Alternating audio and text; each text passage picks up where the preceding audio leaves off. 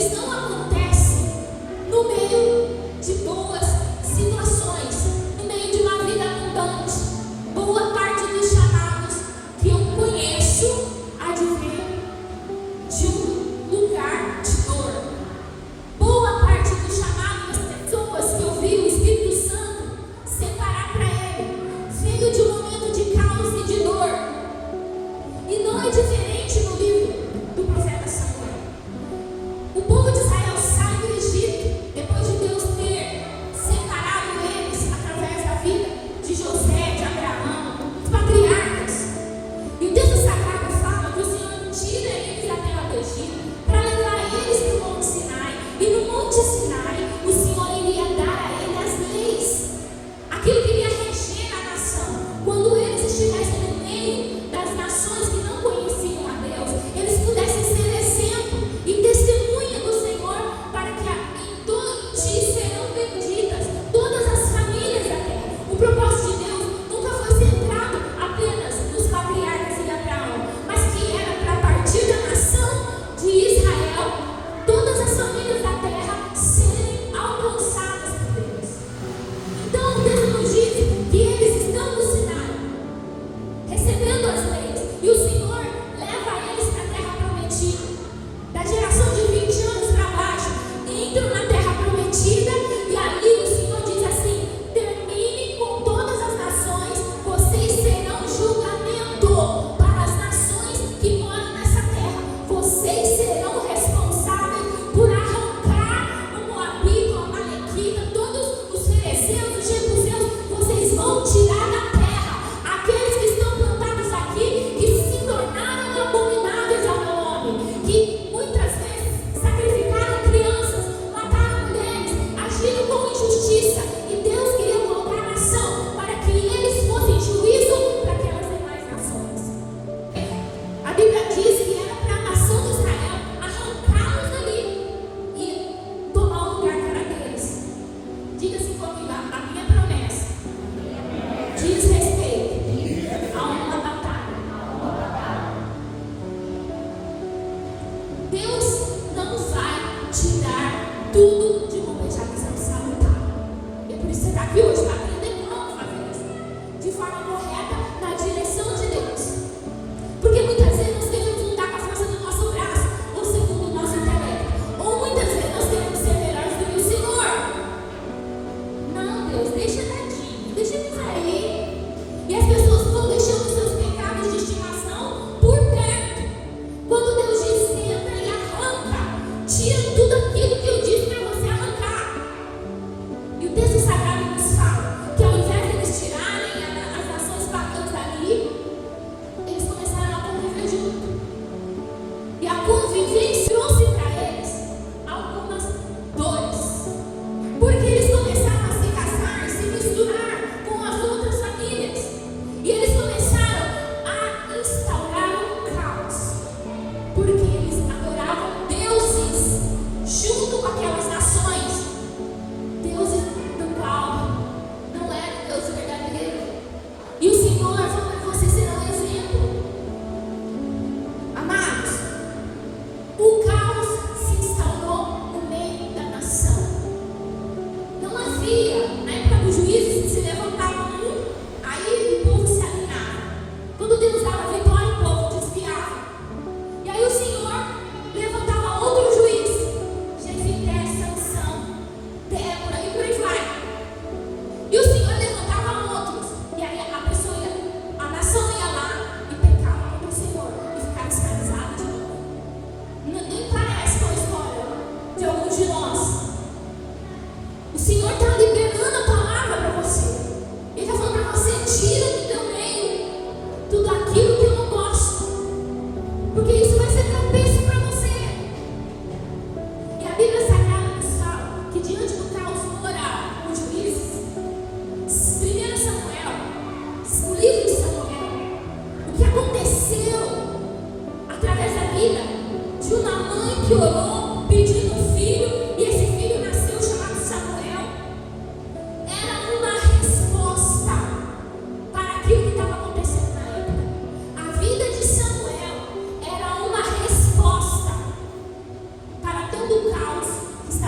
acontecendo no meio da nação de Israel. A sua vida é uma resposta de Deus para essa geração.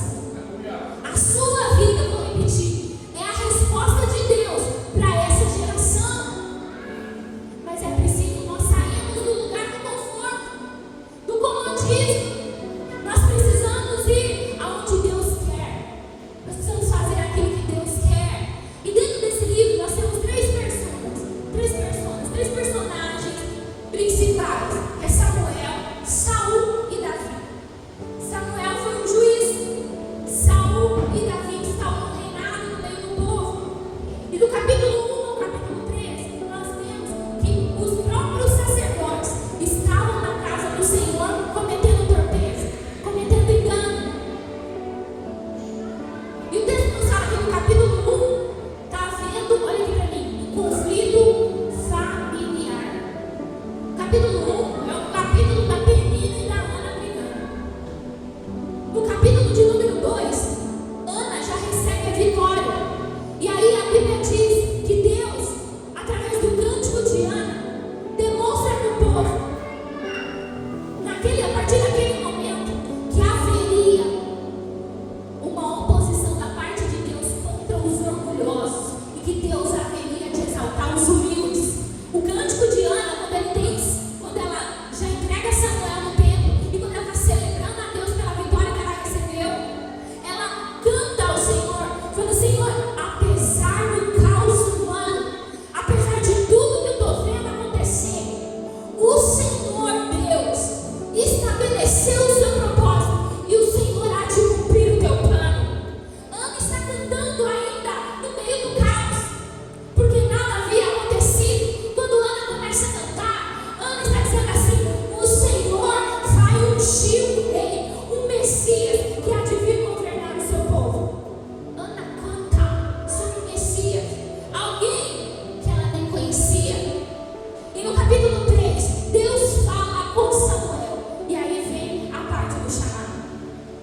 No dia de Samuel, no versículo 1, diz que a palavra de Deus era rara. A palavra era rara. O que significa isso? Significa que até tinha gente falando muito, mas não era a voz do Senhor. A palavra de Deus era rara. Eram poucas ocorrências da verdadeira palavra de Deus. Hoje nós estamos vivendo assim. Há muitas vozes por aí, mas qual será a palavra verdadeira de Deus na nossa vida?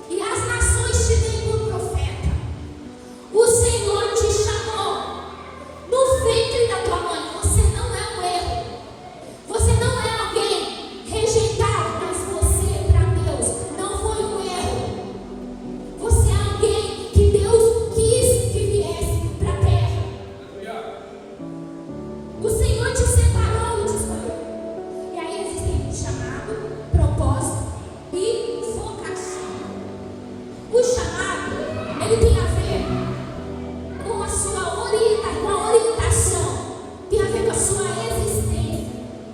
O seu chamado, ele é aquilo para o qual você está sendo orientado para chegar em determinado lugar.